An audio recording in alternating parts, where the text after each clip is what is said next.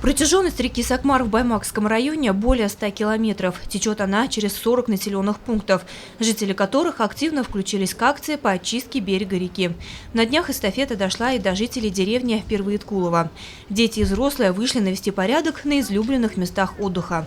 Накопившийся мусор и сухостой сельчане вывозили на лошадиных повозках и тракторах. Несмотря на то, что субботники проходят уже несколько дней, работы еще достаточно, говорят сторонники экологической акции. К масштабному мероприятию подключились не только жители деревни. Благое дело поддержали и выходцы из этого села.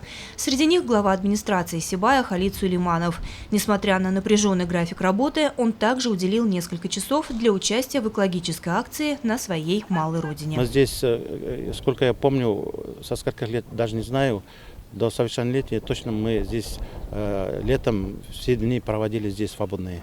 Утром, если уходили, или рыбачили, или купались, возвращались поздно вечером. Даже за нами иногда приходили наши родители, нас силком, так сказать, уводили домой. Поэтому тогда берега были намного чище, воды было больше. Но сегодня, конечно, немножко грязнее, вот поэтому вот и акции проводятся. И вот здесь каждый 100 метров имеет свое название.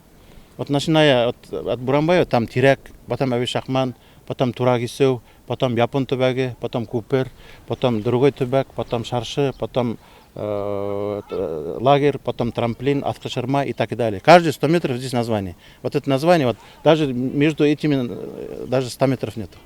Поэтому вот с удовольствием воспоминания и с удовольствием работаем. Согласно плану акции, после того, как субботники пройдут вдоль русла реки на территории всего района, эстафету должны передать Зилаирскому району. Они, в свою очередь, соседям из Хайбулов. Но, как уже известно, участники акции не стали ждать официальной передачи эстафеты и также начали приводить в порядок берег реки Сакмар и другие зоны отдыха. Лена Кириллова, Айгуль Хамитов, Радмир Сингулов, телекомпания СТВ.